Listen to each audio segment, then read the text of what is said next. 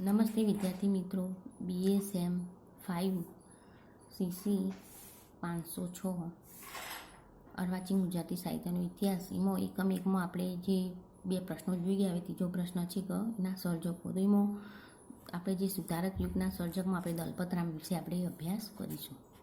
તો તમે નોટબુકમાં પણ આ પ્રશ્ન લખી જજો ને હું તમને સમજાવી જઈશ.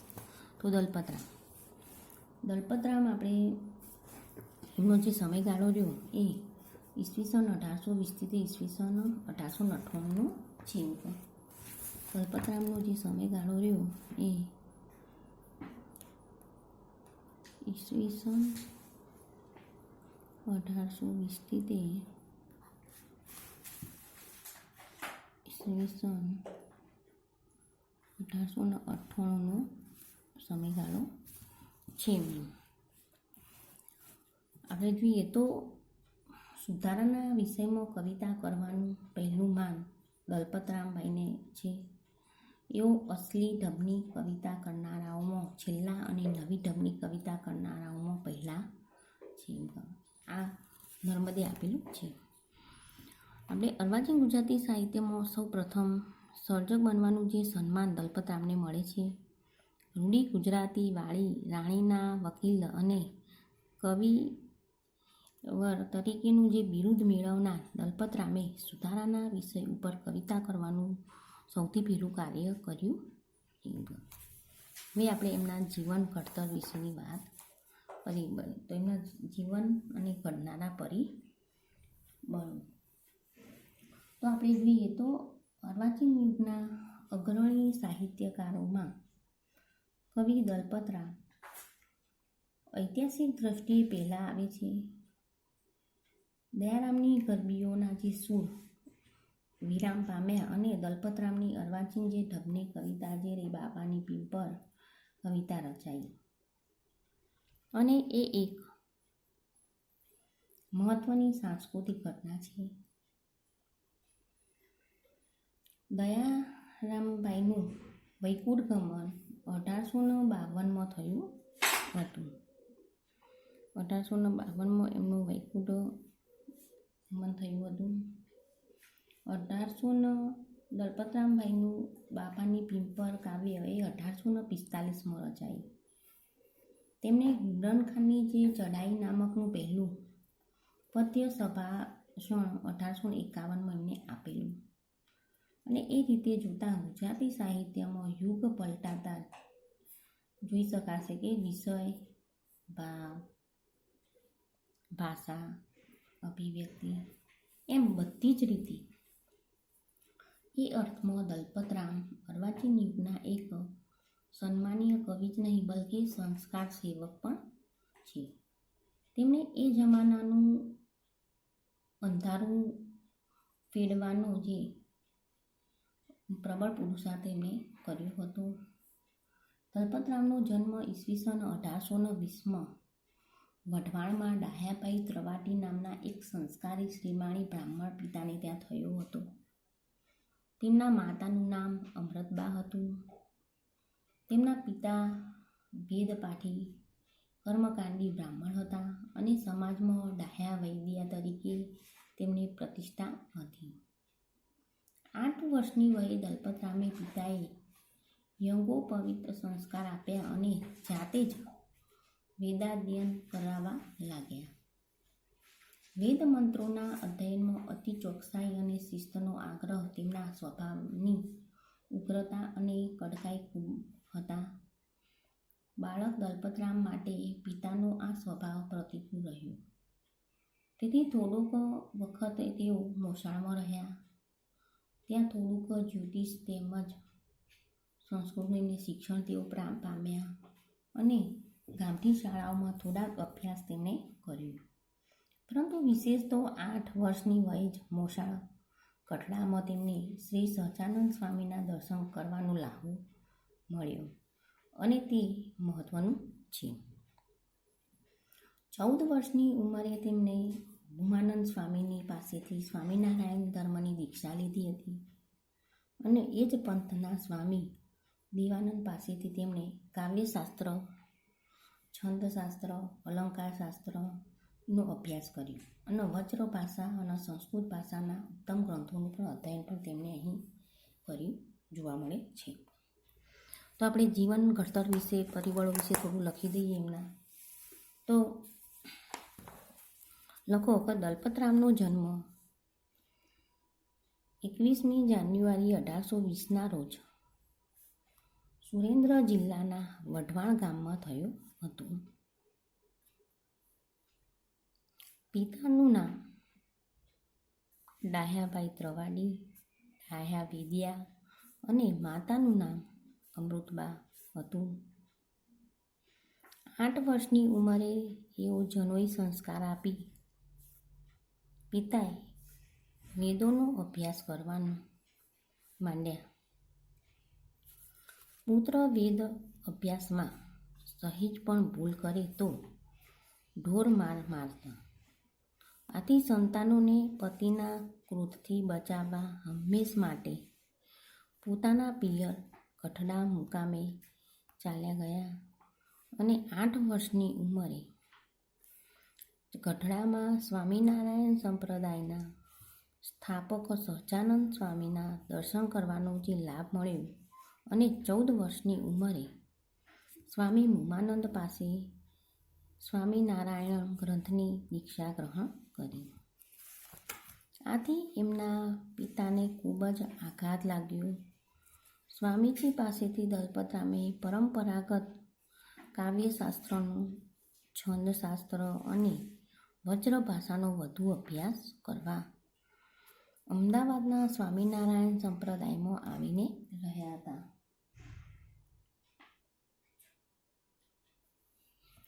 એ વખતે એમને ભોળાનાથ સારાભાઈના પિંગળ ગુરુ બનાવી તક મળી અને એમના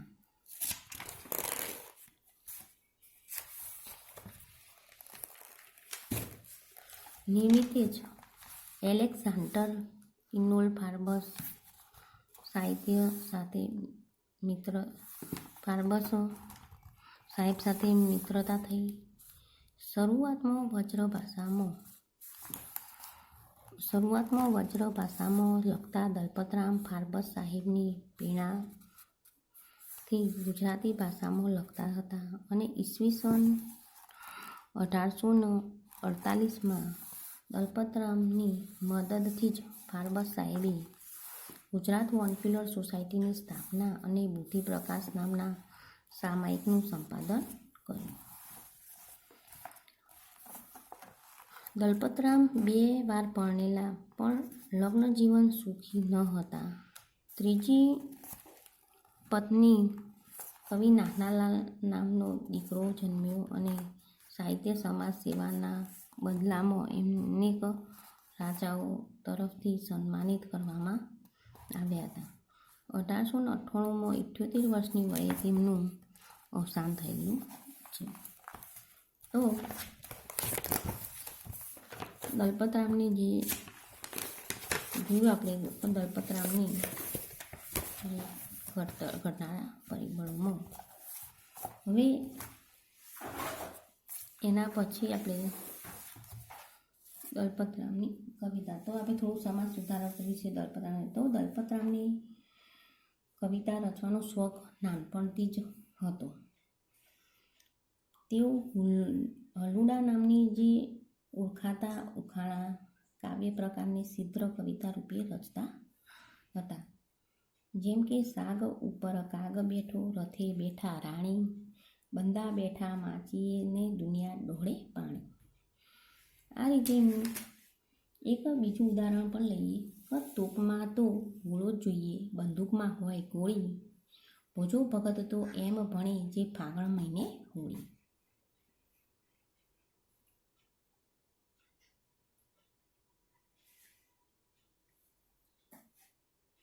તો બુદ્ધિશાળી કિશોરો શબ્દ અને પ્રાસની આવી ચમત્કૃતિયુક્ત રચના પદ્યમાં કવિતામાં નહીં કરતા બાલ ભાવની આનંદ માણતા કવિ નાનાલાલે આ હંડુલા કાવ્ય પ્રકારને સમજાવવા આ રીતે પ્રયત્ન કર્યો છે.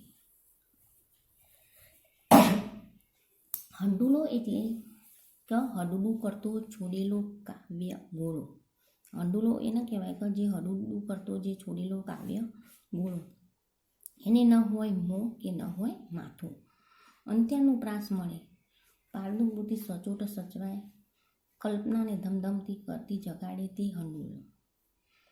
આ અરસામાં જ દલપતરામ કવિ શ્યામળ ભટ્ટની પદ્ય વાર્તાઓના પરિચયમાં આવ્યા હતા. દલપતરામે શ્યામળની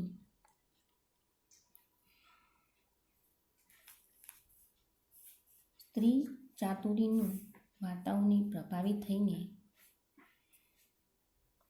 શ્યામળ ભટ્ટની પદ્ય વાર્તાઓના પરિચયમાં આવ્યા હતા. દલપતરામે શ્યામળની જે સ્ત્રી ચાતુરીની વાર્તાઓથી પ્રભાવિત થઈને દોહરા, ચોપાઈ, કમળલોચની, હીરાદત્તી એવી પદ્ય વાર્તાઓ લખવાનો પ્રયત્ન પણ કર્યો હતો. સત્સંગમાં મંદિરે જતા ત્યાં સાધુ કવિઓ સાથે વ્રજભાષામાં જ પદ્ય રચનાઓ રચવી શરૂ કરી હતી. ઈસવીસન 1845ના અરસામાં એક વિદ્યાપ્રેમી અંગ્રેજી અધિકારી એલેક્ઝાન્ડર કિનોટ ફાર્બસે, જેઓ ફાર્બસ સાહેબ તરીકે જાણીતા થયા, ના સંપર્કમાં આવ્યા. તેમણે દલપતરામને કવિતા રચવાનો વિશેષ રંગ લગાડ્યો. એમના દ્વારા દલપતરામને અંગ્રેજી ભાષા અને સાહિત્યનો અલ્પાસે પણ પરોક્ષ પરિચય થયો. ફાર્બસ સાહેબના સૂચન અને પ્રોત્સાહનથી દલપતરામે વ્રજભાષા છોડીને હવે ગુજરાતીમાં જ કાવ્ય લેખનનો આરંભ કર્યો. પરિણામ સ્વરૂપે ઈસવીસન 1845માં 25 વર્ષની વયે દલપતરામે બાપાની પિંપર કવિતા લખી. એમના જીવનની આ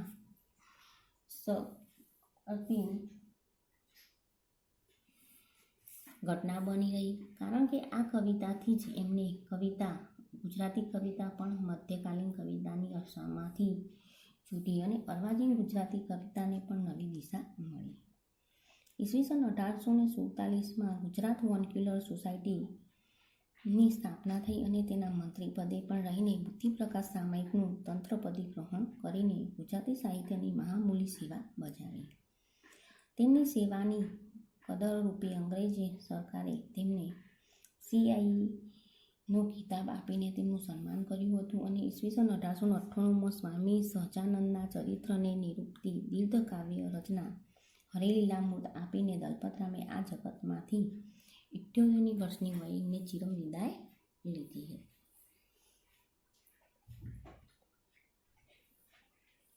તો આપણે જોઈએ તો દલપતરામની કવિતા વિશે થોડું તમે લખી દો. તો દલપતરામનું મોટા ભાગનું કાવ્ય સર્જન જે જોઈએ એ પદ્યમાં કર્યું છે. તેમણે દલપત કાવ્ય ભાગ 1 અને 2માં સંગ્રહિત છે. દલપત પિંગળ નામક છંદશાસ્ત્રનું પુસ્તક પણ તેમણે રચ્યું હતું અને એમાં એમના હિન્દી કાવ્યોમાં જ્ઞાનચાતુરી,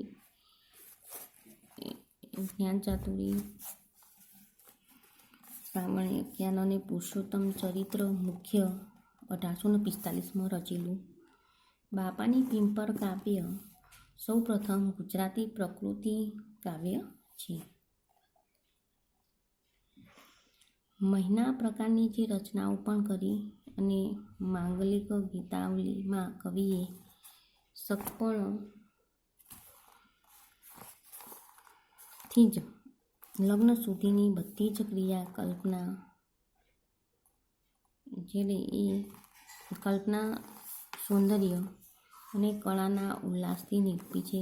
દલપતરામે ઘણી મોટી સંખ્યામાં મનોરંજનની સાથે સંસ્કારના બોધ કરે એવા બાળ કાવ્યો પણ એમણે રચ્યા છે. જેમાં શરણાઈવાળો, ઊંટ કહે કે તેથી નમેલી ડોશી વગેરે જાણીતી છે. ફાર્બસ સાહેબના અવસાન પ્રસંગે પણ એમનું સ્મરણ કરતું ફાર્બસ વિરહ કાવ્ય એ 1865માં રચાયેલું છે. ગુજરાતી ભાષાનું પ્રથમ કરુણ પ્રશંસનીય કાવ્ય બને છે.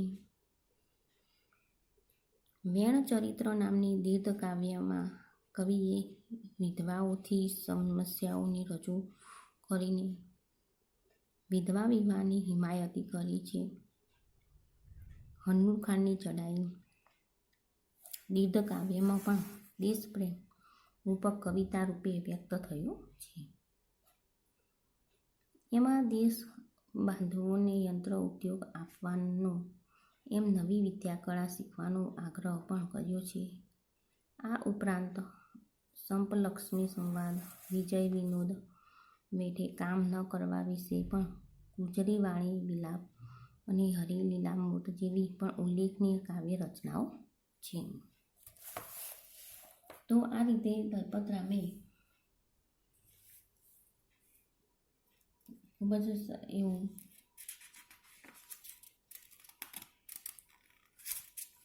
કવિતા ક્ષેત્રે એમને પ્રદાન કરી જોવા મળે છે. દલપતરામનું હવે તો આપણે દલપતરામ વિશે થોડું ન જોઈ લઈએ તો એમના કાવ્યોમાં પણ ખૂબ એવું સારું જોવા મળે છે. દલપતરામને ઘડનારા પરિબળોમાં પણ થોડું જોઈએ તો દલપતરામને ઘડનારા પરિબળોમાં દલપતરામને ઘડનારા કેટલાક પરિબળો સૌપ્રથમ પરિબળ પિતાને ગણાવવા જોઈએ, કારણ કે કડક શિસ્ત પાલનના આગ્રહને કારણે જ પિતાએ છૂટા પડવા પછી પણ મોસાળમાં તેમને રહેવાનું થયું અને 8 વર્ષના દલપતરામે ત્યાં સુધી પિતા પાસેથી દેવનાગરીનું મૂળાક્ષરો અને કેટલાક સંસ્કૃત શ્લોકોનું મુખપાઠે કરી લીધા હતા. પિતા દલપતરામને વેદપાઠી બ્રાહ્મણ બનાવવા માગતા હતા, પણ વિધિનું નિર્માણ કંઈક જુદું જ હતું. સહજાનંદ સ્વામીના દર્શન પછી સ્વામિનારાયણ સંપ્રદાયના દલપતરામે લીધેલી જે દીક્ષા મહત્વનું પરિબળ બની રહ્યું. દલપતરામના જીવનમાં સાદગી અને નીતિમત્તા આવ્યા. કવિતામાં પણ તે જ જોવા મળે છે અને એ મુદ્દો નર્મદની કવિતાની તુલના કરતા સમજાશે. સામળપટની જે શૈલી, શૃંગાર અને અદ્ભુત રસના ખજાનાના સમી વાર્તાઓના લેખક તરફ શરૂઆતમાં પણ થોડાક વખત વળ્યા ખરા, પરંતુ તરત જ તેમના પરિવર્તન આવ્યું અને એમના સ્વામિનારાયણ સત્સંગનો જે પ્રભાવ પડ્યો એ ફાર્બસ સાહેબના સાથેનો સંપર્ક પણ મહત્વનું બની રહ્યું હતું.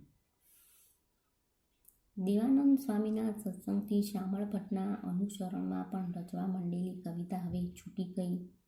તેવી જ રીતે ફાર્બસ સાહેબના સંપર્ક પછી વ્રજ ભાષામાં કવિતા રચવાનું છોડી દઈને તેમણે ગુજરાતી ભાષામાં લખવાનું શરૂ કર્યું. દલપતરામ શાંત, સરળ, વિનોદી પ્રકૃતિના સદગૃહસ્થ હતા. સ્વામિનારાયણ સંપ્રદાયના અસરના લીધે જ તેઓ સત્સંગી હતા અને ફાર્બસની અસરને લીધે સુધારો, દેશપ્રેમી, રાજભક્તિની લાગણી તેમનામાં પ્રગટતી અને એ પ્રકારની કવિતા તેમના હાથે રચાઈ. એ અર્થમાં તેઓ અર્વાચીન બન્યા. સુંદરમ કહે છે કે દલપતરામ પ્રાચીન અને અર્વાચીન વચ્ચે સેતુ જેવા છે. તેમનો એક પગ પ્રાચીન કાળમાં છે તો બીજો પગ અર્વાચીન કાળમાં છે. તે અવલોકન યથાર્થ છે. દલપતરામ પાસે સિદ્ધ કવિતા રચવાની જન્મજાત પ્રતિભા હતી. તેમની સ્મરણ શક્તિ પણ તીવ્ર હતી. ફાર્બસ સાથે જે ગુજરાત સૌરાષ્ટ્રમાં ફરીને ગુજરાતનો ઇતિહાસ રચવા લેખો, હસ્તપ્રતો, આધારભૂત દસ્તાવેજો, ઐતિહાસિક કથાનકો વગેરે સામગ્રી પ્રાપ્ત કરવામાં પણ તેઓ મદદરૂપ થયા હતા. રાસમાળાના કાર્યો નિમિત્તે પણ ગુજરાતમાં અનેક સ્થળોએ તેમને ફરવાનું થયું. તેથી જ મમ્મટથી તેમની પ્રતિભાને લોકશાસ્ત્ર કાવ્યાદિનું અવેક્ષણ થયું. ફાર્બસે તેમને આર્થિક રીતે નિશ્ચિત કાર્ય હતા. દલપતરામ અંગ્રેજી રાજ્યને દેશ માટે કલ્યાણ રાજ્ય સાથે સરખાવ્યું અને એ ઉપરાંત ગણીને ઈશ્વરનો હરખ હવે તું હિન્દુસ્તાન એમ લખ્યું, કારણ કે ઘણા લાંબા સમય પછી પ્રજા જીવન થાળે પડ્યું હતું અને અશાંતિ, અરાજકતા તેમજ અસલામતી દૂર થતી જતી હતી. ઘણા વિવેચકોએ દલપતરામની આ અંગ્રેજ પ્રશસ્તિ વિશે ટીકા કરી અને પરંતુ એમાં તે સમયની સમગ્ર પ્રજાને ભાવોને પડવું પડે છે અને એ રૂપે જોવું જોઈએ કે તેમની સ્વદેશાભિમાન વિશે એક જ રચના દ્રષ્ટાંત માટે પૂરતી છે. દલપતરામે સુસંપત્તિ સર્વ સમૃદ્ધિ પામે, કુસુમથી વૈભવ વિદ વામે, કરી પરીક્ષા પળમાં પીછાળો, અરે સ્વદેશી અભિમાન આણો. દલપતરામે સાંપ્રત સમયની વસ્તુ અને વિચારને અનુરૂપ કવિતાઓ ગીત સ્વરૂપે, પદ સ્વરૂપે કે ગરબી સ્વરૂપે રજૂ કરી છે અને એમની ગરબી રૂપેની મોટાભાગની રચનાઓ સમાજ સુધારણા કાર્યનું વાહન બની હતી. હુલ્લણજીની ગરબી એવું ધ્યાન ખેંચે તેવું દ્રષ્ટાંત છે. તેમને બાલભોગ્ય કવિતાઓ રચી છે. તેવી જ રીતે નારી હૃદયની નાજુક ઉર્મિઓ, લલિત મધુર ભાવો અને પ્રસન્ન પણ સરસ રીતે આલેખાયા છે અને માંગલિક ગીતાવલીની રચનાઓ પણ ખાસ કરીને શિયળ વિશેની ગરબી અહીં તરત જ યાદ આવે છે. તેમના ગીતોમાં અનેક વખત શુદ્ધ કવિતાનો ભાવકને અનુભવ થાય છે અને ડૉક્ટર મધુસૂદન પારેખે કહે છે તેમ, એ કવિનો વ્યક્તિગત અવાજ ન હતો, એ યુગવાણી હતી અને પ્રજાનો અવાજ હતો. આ રીતે દલપતરામ ફાનપત સાથે ગુજરાતમાં ઘણા સ્થળે ફર્યા અને તાત્કાલિક દેશ સ્થિતિઓ પર પણ તેમણે કાવ્યો રચ્યા અને વિશાળ જનસમૂહ વચ્ચે શેરીએ શેરીએ ઘૂમીને તેમને કવિતાઓ સંભળાવી. લોકોના વિચાર કરતા વગેરે દ્વારા તેમણે સમાજ સાથે સતત અને ગાઢ સંપર્ક જાળવી રાખ્યો. પ્રકૃતિથી દલપતરામ સ્વસ્થ, સમતોલ અને સૌમ્ય હતા. લોકશિક્ષણની આ પ્રવૃત્તિઓ સુધારાના કાર્યોમાં તેઓ ધીરજપૂર્વક અને સાધનાથી જ આગળ વધતા મતના હતા. લાખો કીડી પર લાડવો આંખો મેલીએ તો મરી જાય, ભૂકો કરીને ભભરાવીએ તો ખાસી રીતે ખાય. આ પંક્તિ દ્વારા દલપતરામના વિચાર દર્શન સુધારાની બાબત સ્પષ્ટ થયું છે. તેવી રીતે સમયે લોકો શેરસટ્ટાના દૂષણમાં પણ પડ્યા હતા. ખુદ દલપતરામ પણ એમાંથી બાકાત નહોતા રહ્યા અને તેઓ સટ્ટામાં પાયમાલ થઈ ગયા હતા અને ઝડપથી અને ઓછી મહેનતે નાણાં કમાવીને જલસા રજૂ કરતું તરત જ લોકમાનસ આ પંક્તિઓમાં પ્રતિબિંબ થાય છે. લાભ મળ્યો તેથી લઈ લોભી શેર લાગ્યા સગળવારે, કળપણ જાણી કણિકની ગોળી મચ્છ ગળે જેમ મરવા રેંગ. આ રીતે એમને હવે આપણે જોઈએ તો દલપતરામનું ગદ્ય સાહિત્ય. તો ઈસવીસન 1850માં ભૂત નિબંધ લખીને દલપતરામે ગદ્ય લેખનનો આરંભ કરેલો, જે ગુજરાતી સાહિત્યનો પહેલો નિબંધ છે. ત્યાર પછી જ્ઞાતિ નિબંધ, બાળ વિવાહ નિબંધ, પુનઃવિવાહ પ્રબંધ અને દેવદર્પણ એમના જાણીતા નિબંધો છે. જેને નાટક કહી શકાય એવી બે રચનાઓ દલપતરામે પાસેથી આપણને મળે છે. એમાં લક્ષ્મી નાટક એ 1850માં એરિસ્ટોફેન્સના પ્લુટસ નાટક ઉપરથી પ્રેરાયેલું રૂપાંતરિત કોમેડી પ્રકારનું નાટક છે, જેનું પહેલું ગુજરાતી નાટક કહી શકાય છે. જ્યારે 1869માં રચાયેલું હાસ્ય રસથી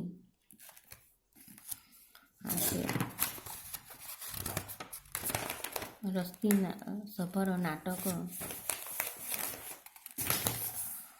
એ નાટક છે મિથ્યાભિમાન ઇનામી સ્પર્ધા માટેનું રચાયેલું છે, જે ભૂંગળ વિનાની ભવાઈ પણ સ્વરૂપે ઓળખાય છે. આ ઉપરાંત કાવ્ય દોહન ભાગ 1-3 700 કહેવતોનો સંગ્રહ છે. કથન, સપ્તસતી અને સામળ સત્સય ગુજરાતના કેટલાક ઐતિહાસિક પ્રસંગો અને વાર્તાઓ. આ સિવાય એમણે હુડ સેવ ધ કિંગનો અનુવાદ પણ 1864માં આપ્યો છે. અને આમ દલપતરામ સુધારક યુગના સંનિષ્ઠ સાહિત્યકાર ગણાય છે. અને પ્રારંભથી અનેક મર્યાદાઓ હોવા છતાં તેણે મધ્યકાલીન અને અર્વાચીન ગુજરાતી સાહિત્યને સાંકળી રૂપે સાહિત્યકાર તરીકે હંમેશા યાદ રહે છે. તો આપણે દલપતરામે જે સાહિત્ય લખ્યું છે એમાં જોઈએ તો દલપતરામે ગદ્ય અને પદ્ય એ ઉભય ક્ષેત્રે સર્જન કર્યું છે. તેમની સઘળી કવિતા દલપત ભાગ 1 અને 2 ગ્રંથોમાં ઉપલબ્ધ છે. આ ઉપરાંત જીવનના અંતિમ વર્ષોમાં પણ હીરા લીલામૃત નામનો કાવ્ય ગ્રંથ રચ્યો હતો અને દલપત પિંગળ નામના છંદશાસ્ત્રનું પણ પુસ્તક પણ તેમણે આપ્યું છે. ગદ્ય ક્ષેત્રે નિબંધો લખ્યા છે, નાટ્ય લેખન પણ કર્યું છે. કાવ્ય દોહનના 2 ભાગ શામળ સત્સય આ કથન સપ્તસતી વગેરે દ્વારા સંપાદન કાર્ય પણ કર્યું છે. પણ બુદ્ધિપ્રકાશ સામાયિકના તેઓ સ્થાપના કાળથી જ તંત્રી હતા અને વર્ષો સુધી એ સામાયિકના તંત્રી પદે રહીને તેમણે ઘણું સાહિત્ય સર્જન કર્યું છે. દલપતરામની કવિતા. તો દલપતરામની કવિતા રચવામાં સંસ્કાર જે બાળપણથી જેમને પડેલા હતા અને તેઓ શરૂઆતમાં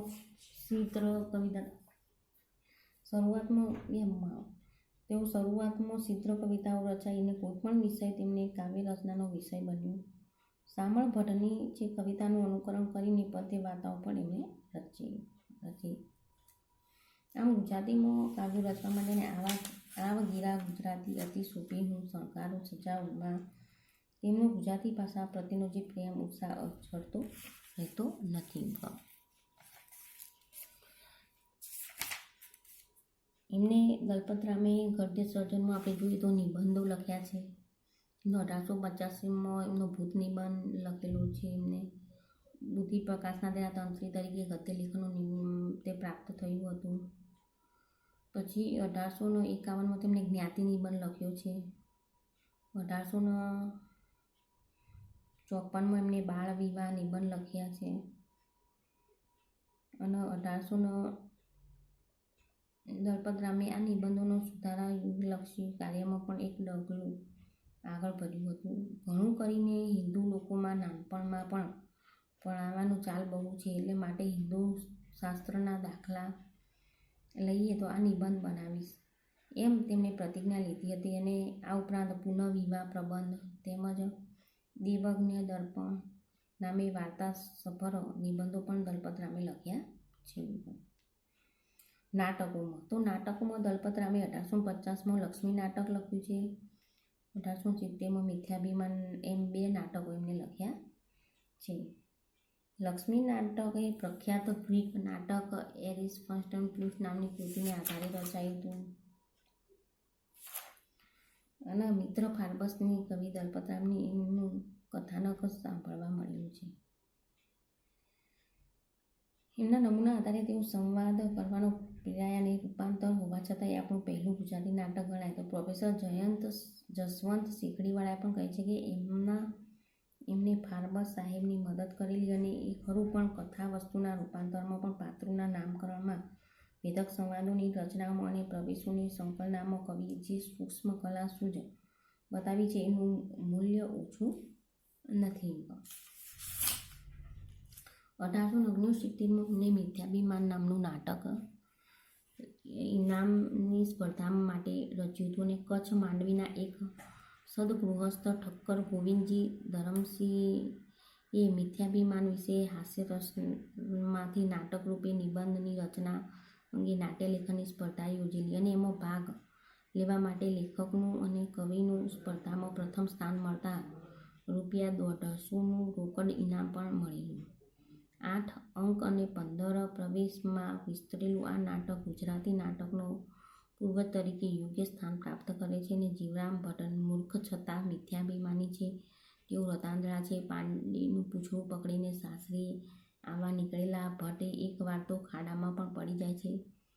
સાસરીમાં પણ પોતાનો દંભ અને અભિમાન છોડતા નથી અને રાત્રિના સમયે ભોજન કરવા સાસરીમાં બેસે છે ત્યારે સાસુને પાડી સમજીને લાત મારી દે છે. અને એવી જ રીતે રાત્રિના અંધકારમાં ચોરને શોધવા નીકળેલા સિપાહીઓ જીવરામ ભટ્ટને ચોર સમજીને પકડી જાય છે. અને એવા કેટલાય પ્રસંગોમાં જીવરામ ભટ્ટ સૌના ઉપહાસપાત્ર બનતા રહે છે અને એકાધિક રમૂજ સભર પરિસ્થિતિઓ, ગોટાળાઓ અને માર્મિક સંવાદોને ચમકતી કૃતિઓ આખે નાટકને સતત રસવાહી અને જીવંત રાખે છે. દલપતરામે આ નાટકને ભૂંગળ વિનાની ભવાઈ પણ કહે છે અને ભૂંગળ વિનાની ભવાઈ કહીને ઓળખાવ્યું છે. અને નાટક પ્રસ્તાવનામાં કરતાંય જણાવ્યું છે કે આ નાટકમાં મુખ્ય તો મિથ્યાદ્રષ્ટિ અભિમાનનો ચિતાર આપેલો છે, પણ તેમના ધનાભિમાન, લેખ ગુણાભિમાન અને ધર્માભિમાન, વિદ્યાભિમાન, યૌવનાભિમાન, કુલાભિમાન, રૂપાભિમાન અને મિથ્યા જ્ઞાનાભિમાનના આદિના દાખલા પણ આપેલા છે. તો દલપતરામે આવા બે નાટકો, એક મિથ્યાભિમાન અને એક આપણે લક્ષ્મી નાટક, એમ બે નાટકો દલપતરામે આપેલા છે. દલપતરામની સાહિત્ય સેવાનું પણ મૂલ્યાંકન. તો દલપતરામ શાંત, સૌમ્ય પ્રકૃતિના સર્જતા. તેમની કવિતા, ગદ્ય, નાટક, નિબંધ, પિંગળ આદિ ક્ષેત્રે પણ સાહિત્ય રચવાનો પ્રારંભ કર્યો છે. તેઓ સનિષ્ઠ અને ઉત્સાહી કવિ હતા. એક કવિ પાસે હોવી જોઈતી તેજસ્વી પ્રતિભા દલપતરામમાં ન હતી, પણ આમ છતાંય કવિ દલપતરામની કેટલીક નોંધપાત્ર લાક્ષણિકતાઓ છે અને કાવ્ય કળા પર અથવા દલપતરામ સાચો ઉત્સાહી છે. શબ્દની અર્થની ચમત્કૃતિ પર દલપતરામનું અસાધારણ પ્રભુત્વ છે. તેમણે છંદ વિષયને તેમજ કાવ્ય સ્વરૂપના ક્ષેત્રે પણ મહત્વના પ્રસ્થાન કર્યા છે. દલપતરામ કાવ્યના વિષયોમાં યાદી કરીએ તો વખત, સામાજિક જીવન, તમામ પ્રવૃત્તિઓને સંપૂર્ણ કેટલોગ બની રહે છે. તો આ રીતે આપણે આ દલપતરામના જીવન કવન વિશેની વાત કરી. આ પ્રશ્ન અહીં આપણે પૂરો કરીએ છીએ. બસ અસ્તુ.